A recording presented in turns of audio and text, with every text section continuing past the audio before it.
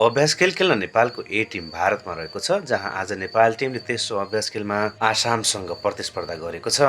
दुई खेलमा दुवै टिमले एक एक जित निकाल्दा आजको खेल नेपाल टिमका लागि निकै नै महत्त्वपूर्ण रहेको थियो। आजको महत्त्वपूर्ण खेलमा टस जित्दै नेपाल टिमले पहिलो ब्याटिङ गर्ने निर्णय गरेको थियो।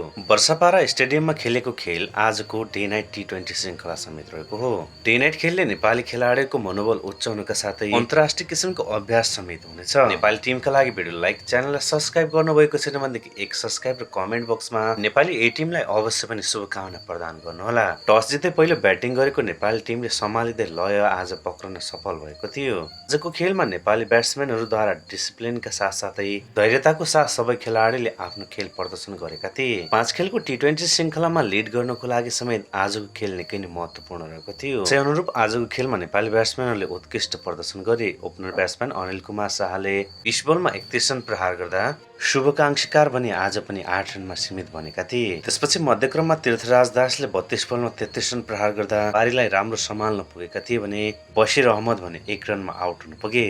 त्यसपछि पारीलाई महबुब आलम र सन्दीप जोराले उत्कृष्ट किसिमले सम्हाल्न पुगेका थिए। महबुब आलमले 16 बलमा 35 रन प्रहार गर्ने क्रममा 4 छक्का र 2 चौका प्रहार गरे। सन्दीप जोराले आसाम विरुद्ध 74 रनको विस्फोटक पारी खेल्ने क्रममा 6 चौका र 4 छक्का प्रहार गर्दै 48 बलमा 72 रनको उत्कृष्ट किसिमको पारी खेल्दै नेपाली टिमलाई मध्यक्रममा साथ दिलाएका थिए। उनी आज मात्रै नभएर योभन्दा अघिल्लो सिरिजहरूमा पनि आफ्नो लयलाई समात्दै निकै नै राम्रो प्रदर्शन गर्दै आएका छन्। त्यसैगरी आदिलको ब्याटबाट आजको खेलमा हेलिकप्टर सटहरू हामीले देख्न पायौं। उनले आफ्नो छोटो पारीमा 4 छक्का प्रहार गर्दै नेपाली टिमका लागि स्कोर 196 रनसम्म पुर्याएका थिए। 97 रनको विजय लक्ष्यको साथ मैदानमा उत्रेको आसामको टिम शानदार किसिमको सुरुवात गर्न पुगेको थियो। आसामले पहिलो विकेट 4 रनमा गुमाए पनि त्यसपछि भने सम्हालिँदै दोस्रो विकेटका लागि 56 रनको पार्टनरसिप खेलेका थिए। दोस्रो विकेट ड्रोईको रूपमा नेपाली टिमले प्राप्त गर्दा उनी व्यक्तिगत 11 रनमा आउट भएका थिए।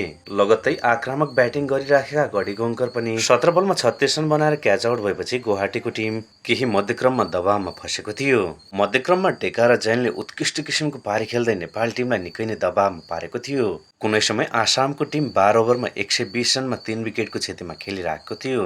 त्यसपछि महबुब आलमले महत्त्वपूर्ण ढेकाको विकेट चटकाउँदै नेपाली टिमलाई खेलमा कमब्याक गराउन सफल भएका थिए। आजको महत्त्वपूर्ण खेलमा विवेक कुमार यादवले 17 रन खर्चेर 2 विकेट, बशीर अहमदले महत्त्वपूर्ण 2 विकेट चटकाउँदा आकाशचन्द भने निकै नै महँगा बलर साबित भएका थिए। उनले 4 ओभरमा 51 रन खर्चेर मात्र 1 विकेट लिन सफल भए। कमल सिंह हरीले 4 ओभरमा 45 रन खर्चेर 2 विकेट चटकाएका थिए भने अन्तिम ओभर बिर्सन लायक रहेको थियो। जितका लागि आसामको टिमलाई 28 रनको जरुरत परिरहँदा 1 विकेटको खाँचो रहेको जितका लागि नेपाली टिम निकै नै सङ्घर्ष गर्दै अन्तिमको ओभरमा 17 रन खर्चिन पुगे र नेपाली टिमले शानदार किसिमको 10 रनको जित हासिल गर्दै 5 खेलको टी20 श्रृङ्खलामा 2-1 ले नेपाली टिमले लिड गरेको छ। आगामी खेलमा आज बलिङमा गरेका गल्तीहरूलाई सुधार गर्नुपर्ने निकै नै जरुरी देखिएको छ। साथै ब्याटिङमा जुन किसिमको लय देखाएको छ त्यस्तै लय निरन्तरता दिन्छ भने नेपालको ए टिम अवश्य पनि केही राम्रो गर्न सक्छन्। आजको लागि नायकको रूपमा रहेका आदिल र सन्दीपका साथै नेपाली टिमलाई पनि शुभकामना रहेको छ। आगामी खेलमा नेपाली टिमले के कुरामा सुधार गर्नुपर्ला तल कमेन्ट बक्समा अवश्य प्रतिक्रिया दिनुहोला।